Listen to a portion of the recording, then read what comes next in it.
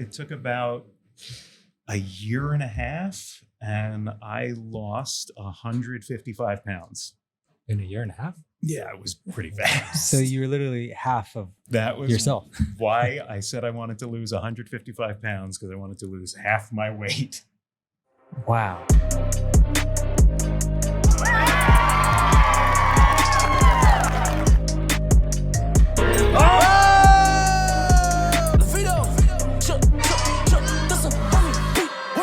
Spread good, baby. What is up, guys, and welcome to episode 13 of the Spread Good podcast. My name is Brodi Nicholas, back with the homie Nick, and a good friend from, we just realized it's been a while, but Eddie Deirmenjian. How you doing? Hey, good. How's it going? Thanks for having me. Thank you for being here. And Welcome. Thank you. right before we started rolling, we were talking about, it's been a year or two since we've seen each other. Pre-COVID. So- Practically yesterday. Yeah. 3-4 years ago almost. That's nuts. That is a long time. So we met the same way Saul and I met was at a good old show on the back lot of Universal. Home and family. Home and family. What a ride. What a ride. Home and family. Yeah. You always hear about it. Like, so many people came through there, and it was just like a crash course in TV. That is the definition of home and family. Yeah. Crash course in television. But it was a fun crash course at times. Yeah. We did some cue cards. I was a PA, and then you guys scouted me out to do some cue cards with you guys, and that was just a whole other wild ride. Yeah. I started as a PA. Okay. And at the same time as being a PA, I was also an assistant to the hosts and a producer's assistant. So I'd be like working on stuff for the show, and then it's like, oh, Eddie, you have to go take someone's car to get washed right now. Oh, but I won't have time to finish all my paperwork. Well, make it work. Oh, all right, cool. But eventually, I would always be working on the cue cards. That would be like the number one thing I'd wind up doing throughout the day. And when the second season started, they were telling me like, oh, we're going to have someone doing the cue cards next season to take that off the plate of the producers. And I'm like, oh, that sounds cool. Who's doing that? You are, Eddie. I'm like, oh, I hate that part of the day. That's the most stressful part of the day. Right. What makes it stressful? What do you do with the cue cards? You just hold them up? I mean, it goes through so many changes. So we had like a 12 segment show and like minimum 5 cards for each segment. And then I'd have to be getting the cards ready before rehearsal. Then everything would change during rehearsal. Oh, wow. And then I'd have to like make them from scratch again. And it just constantly changing and keeping up with it. And Crazy. it's wild because we'll have rehearsals in the morning. We have like 3 hours, and everybody's just doing their thing. Yeah. And 5 minutes before the cameras go live, producers just running in, shouting at us, throwing things, and we're having to get Sharpies because we can't even print at this point sometimes. Yeah. And just like writing things out. There were some wild times, but good times, I will say. I mean, there were times where we'd be in the middle of a segment and I'd be rewriting the cards and handing them to the producer as we're taping. And they did it live to tape, so they didn't stop for anything. Oh, wow. Your segment has to go off in these 7 minutes, no exceptions. That's crazy. And then they're on to the next one, which Yeah. we're also responsible for. So And then, I did that alone for at least season 2 and 3. And that was a nightmare. And then thankfully, Walter came into my life and saved me and joined me on the team. And yeah. wow. So did you scout Walter, or how did he become a cue cards person? Well, I mean, I had known Saul, who was working on the show before that. And I believe Saul brought Walter in. Okay. And then got to know Walter as a, just like, hey, what's up, dude? In that kind of way. Yeah. And I was going out of town on vacation, and I needed someone to cover for me. And I became that fucking guy. And that's how I got in. You needed to go on vacation. Yeah. Yeah. And it would be me and Eddie doing the cue cards. And then there was a couple times where I don't know why it was all 3 of us. Yeah, there were some The holiday shoot or something like that. when we had just over the top segments going on. It's like, we need another person for this. Oh, wow. Do Yeah. they still have cue cards? They still do that now? Or is it all teleprompter, AI or something? It depends on the show. I know a lot of shows will do cue cards and teleprompter and hand cards. Wow. But yeah, That is a lot. yeah, there was no way we were going to do hand cards. SNL, they still do cue cards. Oh yeah, Oh, yeah. SNL. SNL still do cue cards. And they actually handwrite them all still. Yeah. But they have like an entire team of people doing it. Yeah. So Not it's just 1 or 2 people at a Yeah. time. And Wow. interesting facts, the guy his name is Walter. Yep. I remember they had like a little documentary about he writing all the cars, and like he has like 10 people. We just have me and Eddie for 20,000 changes. Yeah, if only we could have 10 people. And if only there was a documentary on the back end of Home and Family, I think. And that's how we went viral. But no, I really, I've watched some reality TV, as most of you guys know, and I always thought a show about behind the scenes of a TV show. Like there's just so much that goes on. There's so much drama. There's so much inner workings. There's so many friendships, relationships. It's fun to watch. Yeah. I mean, I enjoy it. I was there for it. I mean, it's so crazy to think of all the stuff that's going on behind the scenes to get the show to air, and just everyone's interpersonal relationships and working relationships. And like the show was on 9 seasons. So like hundreds of people have come through there, like as part of the crew working on it. Forget about the thousands of guests that have been on there. Yeah, there was quite a few. And we had people that would return too, which was kind of cool after a couple seasons. So it's cool to see people go through different phases of their life. And I think Hallmark, what was cool too, is there was a lot of people that were really big, like big teenage actors, actresses. And I feel like they come back through Hallmark. Yeah. You know what I mean? And so it was kind of cool. It was nostalgic to see some of those guests. Totally. But since then, seeing we realize it's been so long, what have you been up to since then? Oh man, yeah. When the show got canceled, I think it was at the summer of 2021 was when we finished off the show. I had honestly no idea where to go from there, because I was on that. That was like my first show when I moved out here. How long were you there? I started about halfway through the first season. So I was there for almost 10 years. Wow. Which is insane to think about. Yeah. That is a long time. But it was good for me to move on. I really needed to. I mean, I moved to LA to be an actor, and I really kind of put that on the back burner, because you're working on a show that shoots every single day. There's not much time for that. Yeah. But as far as like getting out and paying some bills, I went freelance with teleprompting. Walter and I worked together a bunch doing that still, which is awesome. And just been auditioning, booking some indie stuff, trying to break in. Very cool. Very cool. And you gotten to work with Walter as well. How's it been working with Walter now since 5 years ago? Is he the same guy? Is he different? Oh, totally same guy.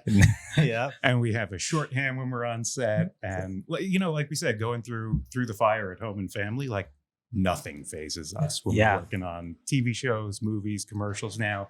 Like people will be running around freaking out, and we're just like, all right, what are the changes? Yeah, let's get those in real quick. Not a problem.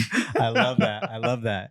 And I remember when we met, you were doing stand-up comedy. Yes. I actually went to one of your shows. Yes. So is that something that's still in the cards for you, or? I sort of put it on the back burner of things. I'm like, if I need to focus on one artistic pursuit, I want to put all my attention to being an actor. Because like I could focus on growing as a stand-up, I could focus on this, focus on that. My focus is split.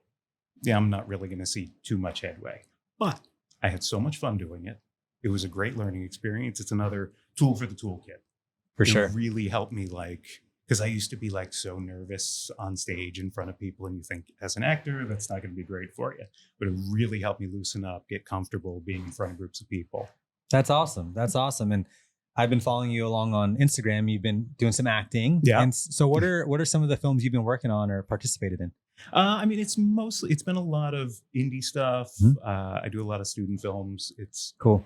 Just great to stay busy, get stuff for your reel, get to meet up and coming filmmakers. I feel like when I was a film student, there were so many very kind and patient actors who put up with me when I was making movies. And I'm like, you know what?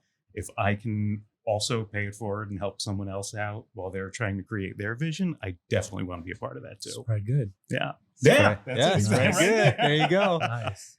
Well, going back to your comedic experience, if you didn't know, I'm the self-proclaimed king of dad jokes. So do you have a good joke for us? Oh man, would like a good dad joke? Any joke, dirty joke. Walter likes the dirty jokes. I like the dad jokes. Hey, actually, I feel it. See, he has one, huh? No, I think I like the dirty and dark jokes because of Eddie. Oh, He's the one that got he's the into it. culprit. Okay. We keep trying to figure this out. And I was even thinking about it the other day. I'm like, how did Walter and I first discover the other one has a messed up sense of humor? Like, how did we figure out we could tell like dirty jokes to each other? And it had to be like we were sitting in the office and one of us made a noise like, "Bup, bup, bup, bup, bup," and the other one continued like, "Bup, bup, bup, bup, bup," and then we just started making weird noises and doing voices at each other and be like, yeah, I saw this messed up YouTube video. You want to check it out? And it's like, all right, we're yeah. like the exact same wavelength when it comes to humor. I love that. I love that. Yeah. Okay, all right. What's your favorite one? I think I got a joke for you. I heard this one. I'm gonna try to do my best to recall it from memory. It's three guys are walking along the beach and they notice a genie lamp sticking out of the sand. So they walk over, rub it, poof, genie comes out, and the genie says to them, "Okay, gentlemen, I'm going to grant you each 3 wishes, and I want you to think about it. This is very important that you get it right."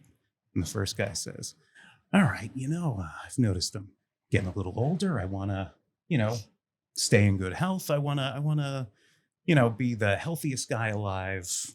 And the genie goes, "All right," cross his arms, poof. All of a sudden, the guy's like, "Wow, I feel fantastic. My back doesn't hurt anymore.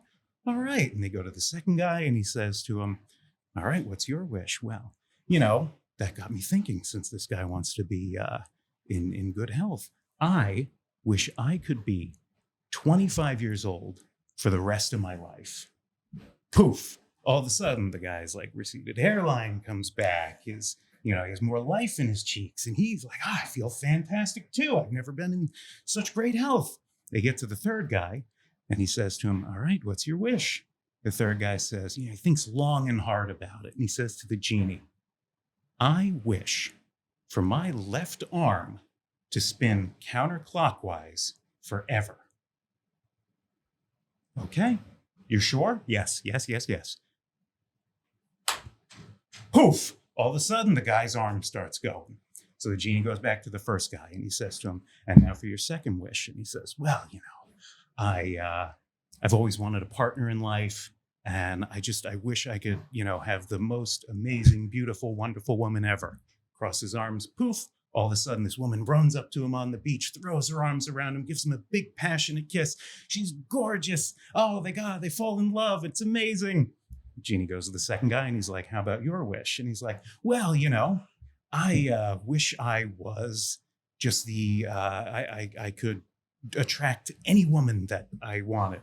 And Genie's like, "All right." Cross his arms, poof. 2 women run up to him. They throw her arms around him. And all of a sudden, the first guy's wife starts checking out the second guy. And gets to the third guy. "And now for your wish." Guy, his arm's still going. He's thinking long and hard. And he says, "I wish my right arm spun clockwise forever and ever." And the genie's like, "All right," poof. All of a sudden, both of his arms are going. Okay. Go back to the first guy, and he says, "And now for your third and final wish." "Well, I wish I was a billionaire." Poof. Guy takes his phone out, checks his banking account. He's got $1,003 in his checking account. Goes to the second guy. "Well, what's your wish?" I wish to never, ever even have to think about money again. As much money as I need, as much money as I want, I always have it." Poof. Goes to his banking account. He's got it unlimited, has the infinity symbol showing on the screen. Gets to the third guy, arms are going. He says to him, "And now for your third and final wish, I want you to think really hard about this." And the third guy says, "All right, I want my head to nod up and down forever." The genie says, poof, all of a sudden he's going like this. The 3 men, they, part ways. Life happens. They don't see each other anymore, but then they make a pact. They're like, in 10 years, we're going to get together. We're going to meet up at a bar. So 10 years go by. They meet up at a bar. The first guy's there. He's like, "Well, I got to tell you, my life has been amazing. My health is perfect. I'm so active. My wife and we've just celebrated 10 amazing years together. I don't have to worry about money anymore. I've started all these charities. Oh, that's fantastic. They get to the second guy. Well, how's everything been for you? He's like, well, I still look great. I still look like I'm 25. It's been 10 years. The ladies love me. I can tell you, your wife sure does too. And money, it's not even a thing anymore. I'll drop $1 million on a trip. Don't even have to worry about it. I reinvest it in companies. It comes back to me. I don't know how it all works. They get to the third guy. How's everything been for you? And the third guy says, guys, I think I fucked up. Oh man. 10 years. 10 years. That was a good joke. That was a good one. There you go. Pretty long. It's they call it an anti-joke. See, you gotta come back to the stand-up, man. This is great. This is great. You still got it. Thank you. Walter, have you heard that one before? Yeah, you were laughing. You were like dying the whole time. Yeah, I remember you told me the joke. Yeah. I love that. So I love that's one of my favorites. Nice. I love it, man. And so bringing this back into your acting, what kind of roles do you like to partake in? Is it comedy? Do you like? Yeah. Okay. I mean, it's even though I don't do stand-up anymore, at my heart, I'm a comedian, and I feel like that's a large umbrella that can cover many things. So, stand-up, I'm like, it was a fun experience. I learned a lot from it. I've done improv, fun experience, learned from it. But, pursuing those as a goal wasn't really my thing, as I can bring that all together into my acting career. For sure. It's like make people laugh. Yeah. Well, what's funny about you saying that is I've always known you as like just what you are, such just a nice, loving guy. But the one role I saw in you were playing like a villain. Yeah. Yeah. So tell us about that. That was the indoor salesman from the web series Redacted. So I had never heard of SCPs before. And it's this online community, secure, contain, protect. And it's just thousands of these like creepypasta type characters.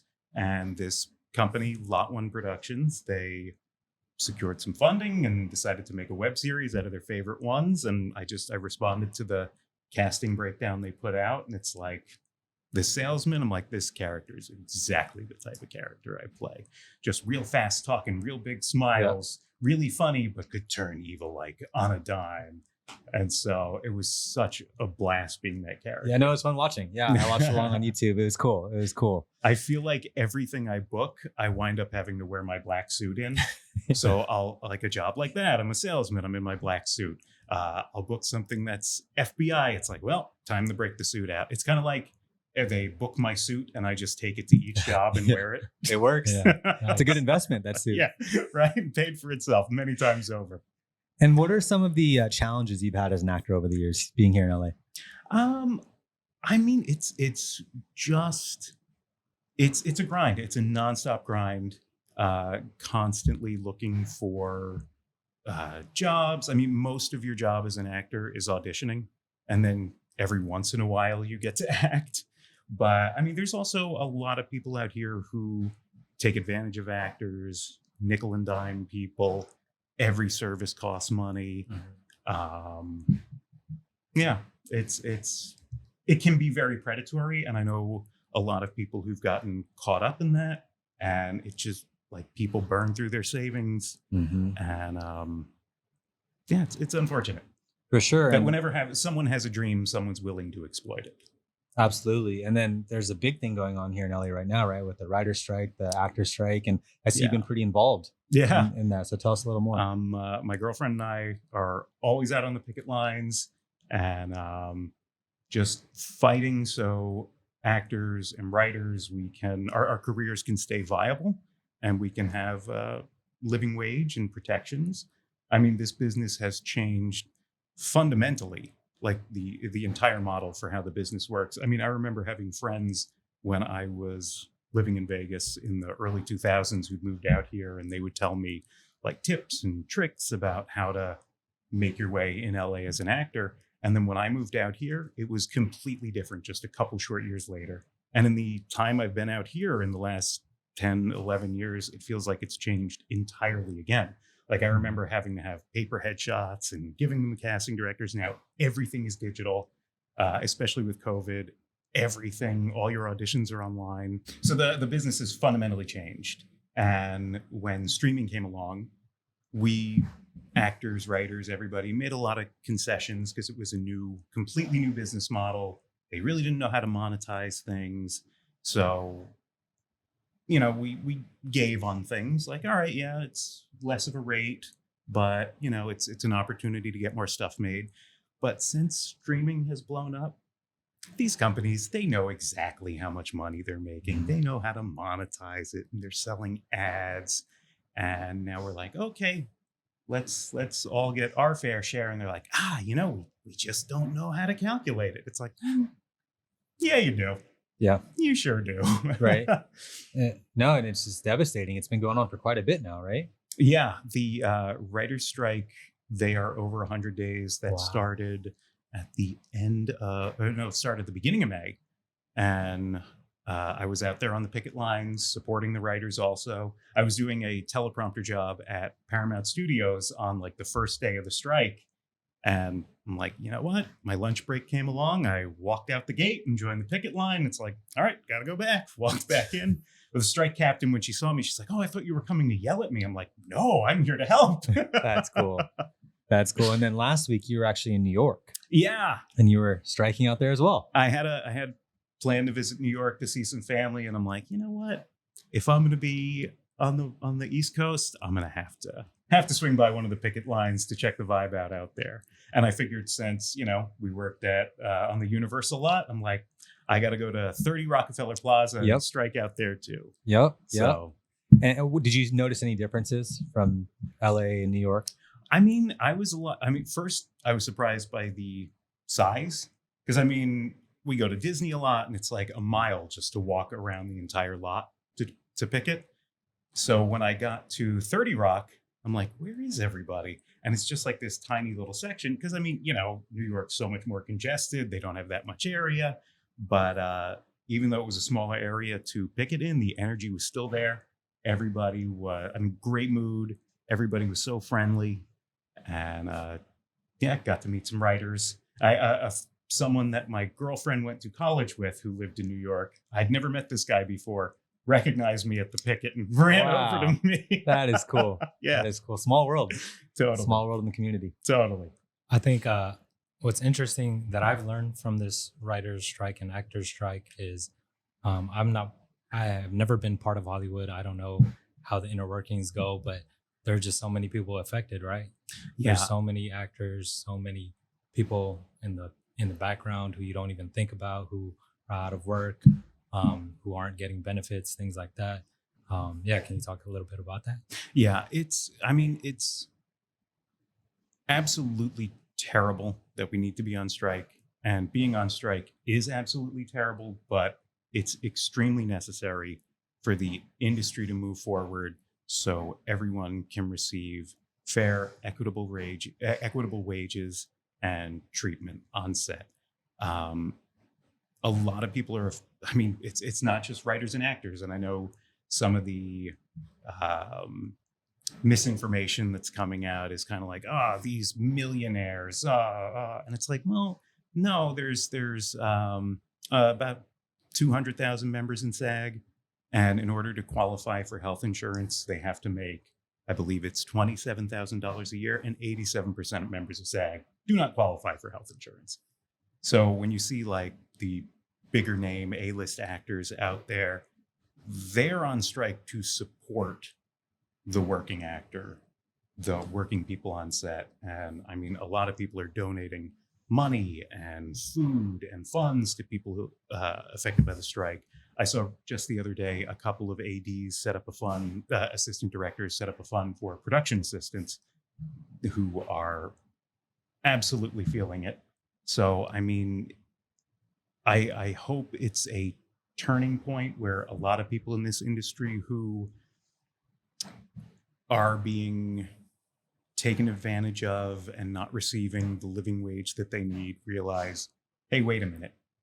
This is a career. We need to be paid. Mm-hmm. You have to look out for people's health and welfare. And I know, I think it was Seth Meyers who had said, not everyone deserves a career in Hollywood. But if you have a career in Hollywood, you deserve to make a living. Yeah, 87% of SAG members make less than 27,000. Yeah.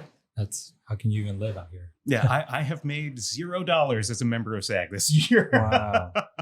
It's crazy. But yeah, and I mean, the other thing is my girlfriend primarily does background. And one of the things that the studios wanted to do was scan every background actor and then hold their likeness in perpetuity to use in whatever movie they want without It's like that Netflix. paying you. Exactly. That Black Mirror. Which I'm honestly shocked Netflix like greenlit that episode, Right. Yeah. considering how dystopian evil that kind of stuff Yeah, is. that's crazy. But yeah, you get paid, $200 for the day. They scan you, and then your career just kind of doesn't exist anymore. That's insane. That's nuts. Yeah.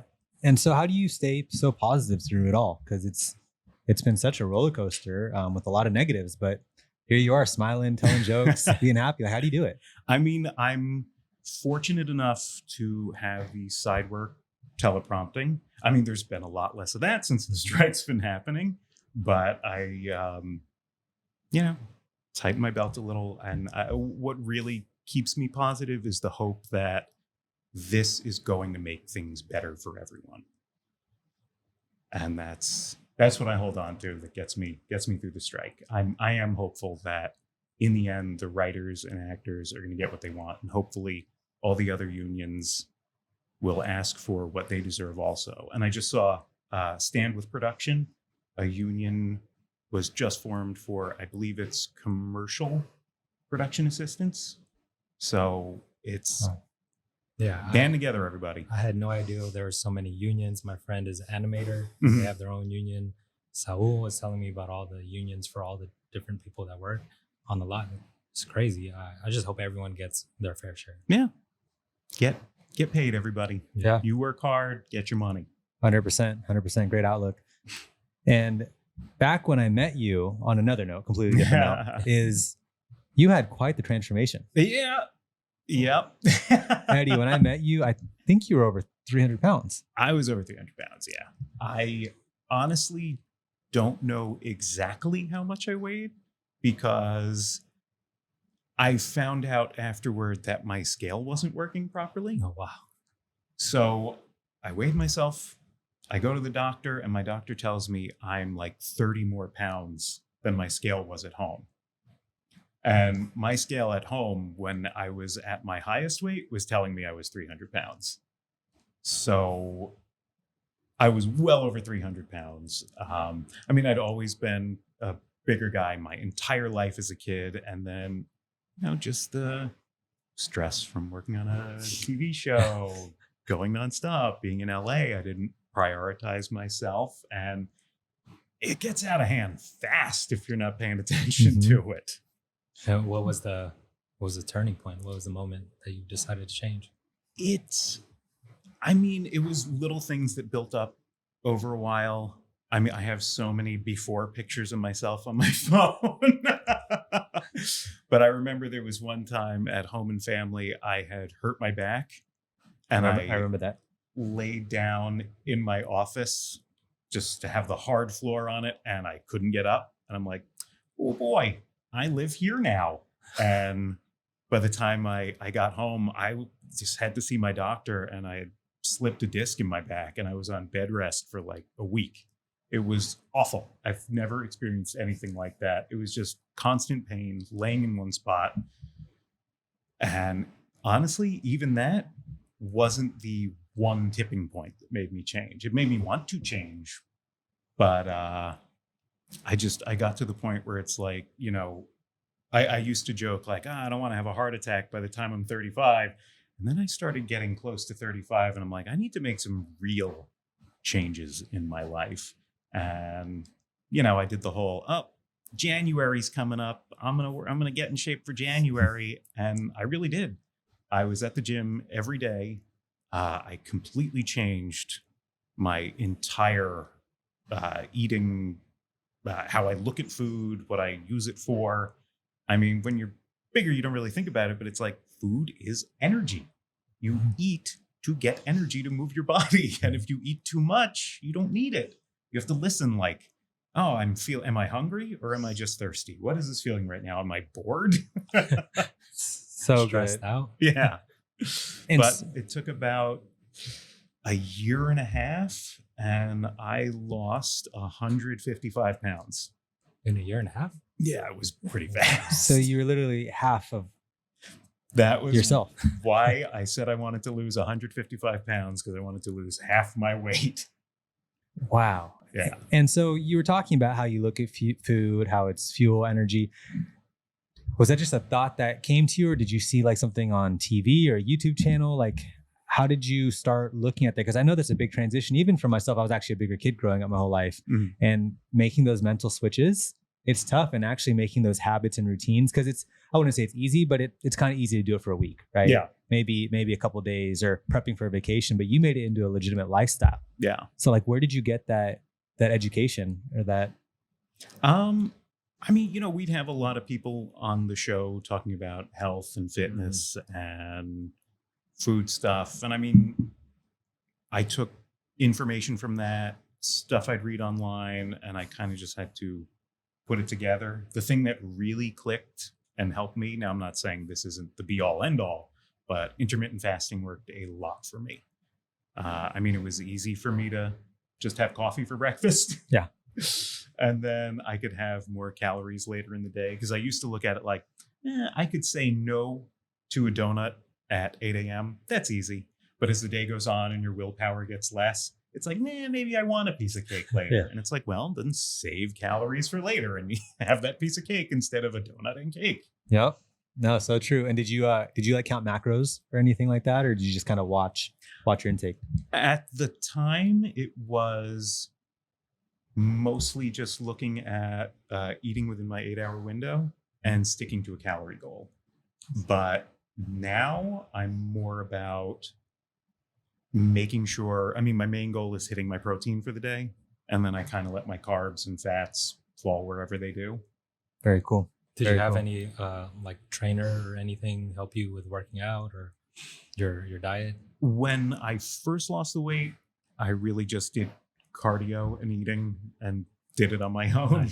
Nice. And then when I was looking to put more muscle on, I'm like, I used to lift in college and everything, but I want help putting together like a specific plan for my goals. And I had a trainer at the gym at Universal when I was going there.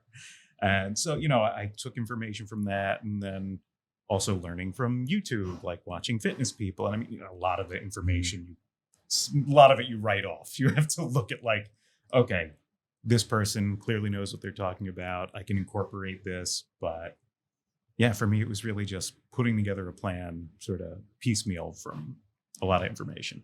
That's amazing. Thank you. Good job. Thank Yeah, no, it really was so cool to watch. And you actually started quite the trend at Home and Family. you. Yeah. Wasn't there some fitness challenges going on? A lot of people, like, I mean, honestly, I was losing weight, but then once I started fasting, I was losing crazy weight. I was losing like 5 pounds a week. Wow. And it was like, I check in, my doctor's like, all right, you're healthy. It's okay. Keep going. But when you're losing that much, like, people would really notice the change. And a lot of people were like, wow, if Eddie can do this, we should all try to jump on board too. And there were a lot of people that fasting worked. A lot of people actually the fasting worked for. Yeah, you know who actually does that? Saul. Yeah. I think it all he still stemmed does from that, huh? stemmed from Eddie's transformation, because It was- Saul had quite the transformation too. Yeah. Yeah. I mean, Saul looked great beforehand, Right. But the transformation he's gone through, and just for his overall health, that was amazing. Looks fantastic. He really does. Yep. And he's still out with us. And when we travel, we'll eat during the day, but past the 8 p.m. window, there's no midnight burritos for Saul. He's Yep. very, very disciplined. So, Gotta props to Saul for that. cut Yep. it off. I'm not as disciplined, Yeah, but I have been. I've been a little less disciplined, Right. especially after being in New York for a week. Yeah. You gotta live it up a little bit. But with all that being said, man, what's next for you? Man, I am just really trying to get through the strike. I mean, I'm still auditioning for like independent stuff, commercials. That all is safe. We're only the only struck contracts are film, television, any sort of project that's affiliated with the AMPTP, the collective studios. But so yeah, I'm still doing non-struck work. I've been writing a lot. I'm working on a feature. Oh, cool. And actually, I spent most of the pandemic, since I couldn't go to the gym, just walking around Burbank. So I would clock like 10, 15 miles a day, and a perfect time to think about like, I need to write something. And so, yeah, I've got like a 40-page outline done, and I'm just, every day adding more words to it. Still doing teleprompter with Walter. That's keeping us busy. So what's the craziest teleprompter story or craziest Walter story? Whatever you want to tell. Craziest Walter story. Yeah, give it to me, Eddie. Tell him. we had a couple, I think. What was there like? Trying to remember an insane job we had. Well, I was just thinking Christina when she thought that I was Saul. Oh, wait! I gotta hear this. So Christina, it was just to be this older host for the show, right? For we used to work, and then I went on vacations, and Saul covered for me for that. Was it like 3 days or something? And then I came back on Monday, and then like she was giving me shit, and I'm like very pissed off at something that Saul did, thinking that I was the one that did it, but I was just like, I wasn't here. And then she said, "Are you sure?" Yes, I wasn't here. I was on vacation. It was someone else that just because he was Mexican, I had a beard. Then all of a sudden, we look the same. We all look the same. So that was pretty wild. And I'm assuming she wasn't Mexican with a beard. She wasn't Mexican. Yeah. So that was one of those. I always remember also the the specials that we used to have where we used to work for like 12 plus hours, like 15-hour day, and we used to get off at 3 a.m. There were, but like those days, I feel like would be the chillest for you and me because everybody else was like so stressed and everything had to be so scripted that like nothing was changing. So it was like whenever anybody else had a good day on the show, it was just awful. It would just fall onto us to fix everything with cue cards and scripts and changes. But when everyone else was like super stressed out, there were like no changes. So we were like walking around like, what a nice day today, guys. Well, everybody's just running around losing it. Yeah. Actually, one of my first shifts was the Christmas special. Even though I feel like we had like 50 of them, because it's like Christmas in July. Yeah, we would do it's like, this is the Easter Christmas special. Yeah. What? It's like 300 days until Christmas. Yeah. But I actually worked the Christmas special. I think we shoot it, like November something. Yeah. But I went on a cruise. And I remember I was coming back from a cruise and I was supposed to be there like 7 a.m. But I told them, I was like, hey, I'll be there at like noon. Yeah, I was until like 2, 3 in the morning. The show just like never stopped shooting. Yeah. It was just like, you just get released by another PA and you just keep going. Yeah. Because our normal shifts, by the way, for anybody listening that has not worked in television, a normal shift is 12 hours. Yeah. 12 hours? Minimum. No, I didn't know that. Yeah, minimum. Yeah. Wow. 150 for 12 hours. Yeah. Yeah. What? 150 for 12 hours? Yep. Had a lot of stamina back then. What kind of math? No, and this is, what's crazy too, is I don't know if you guys can relate to this having other jobs, which especially if you're an actor, I was doing a lot of background work then. So I'll never forget. I would do 6 a.m. to 6 p.m. home and family. Then I would work a feature overnight. So it'd be like something crazy, like 8 a.m. to 4 a.m. And then I'd go back to home and family. And then I would do Judge Judy when I get off. So oh my gosh. I used to sit at the Judge Judy taping. So if you ever see like a brown kid falling asleep in the back, that was me. There he That is. was me. They used to get so mad at you when you fell asleep. But they won't let you have a cell phone. Mm-hmm. You can't bring anything other than a book with you. So I was struggling. But, I look back, it's like football camp. I would never do it again, but it was awesome. Yeah. Great experiences. Great. Yeah. When I was doing cue cards, when it was by myself, I also had a night job. So I would have to be in at like 6 a.m. to start prepping everything. And eventually they had a PA come help me finish prepping everything. And then as soon as the show wrapped, I'd have to get in my car and drive from Universal all the way down to Culver City. And that's like a solid hour 15. And then I would work subtitling TV shows and movies for a couple hours, and then I'd drive back and maybe get 4 hours of sleep a night. And that was my reality for like 2 years. Mm-hmm. And it was a nightmare. I don't know how I did it. Right? I don't know how I survived. Right? I always look back at those LA days as like, how? Yeah. But it's like, we just did it because that's what you do. That's what everybody's doing. You don't guys- have a choice. You needed to. Yeah. You're making 150 for 12 Gotta hours. Yeah. do it. You Yep. need to get a second, third job. Yeah. I don't know what other jobs you had, but I've heard you had a lot of jobs. I had some crazy ones. Did you ever do standing room only? Um, Like the No. television? Oh, so Judge Judy was like a separate agency that I would go through, mhm. but there was this one standing room only, and it's like they put me on like trying to think of talk shows, kind of like the Jerry Springer kind of talk shows back in the day, and they'd pay you cash, but it was very sketch. Yeah. They just had their little fanny packs, and you just hope to have cash at the end of the day because there's like 100 people in line, and it's like first come first serve. Yeah, I did that a few times. Wow. Yeah. I did. I did background in some like a dance show that I don't think ever got picked up as an audience member. And I just remember they're like, this was right when I'd started Home and Family. So I was doing Home and Family during the day, subtitling at night. And I was a PA, so it was 12-hour days. And I was so excited for Saturday. It's like, I'm going to sleep so much. I get the booking notification that I'm working the game show the next day. I'm like, no. Right? But you like have to do it. And Yeah. it's like, I got to wear a suit because I'm like one of the judges. I'm like, oh, boy. Oh, that black suit. The black suit. Yeah. There we go. Next time you come on, you got to wear the black suit because there's just so much hype about it. But yeah, good times. Good times. You know, I will say, you know, we joke about all those times, but we met on that show, Yeah. Saul Walter, and then a lot of people that I met doing extra work. I met a lot of cool people, especially back then, going out, meeting people and spreading good. Yeah. It was great. It was great. Wait, you didn't hear my dad joke. Oh, We're back. What do sprinters eat before a marathon? what? Nothing. They fast. Hey, that goes with the theme. And it all ties back together. Yeah. All right. Eddie, thank you so much for coming on today and spending the day with us. Thank you so Thank much you. for having me. I'm glad I could be here and help spread good with you guys. Absolutely. And where can people find you online to learn more? You can check out my website, eddiedeirmenjian.com. I know that's a lot of letters, but also I'm on Instagram, YouTube, at Eddie Makes Movies. We'll put the info right here for you guys. Ding. Check it out. And if you liked what you saw, guys, please be sure to like, comment, subscribe, and Smash the bell. yes. And until next time, take shots. Talk shit. Spread good.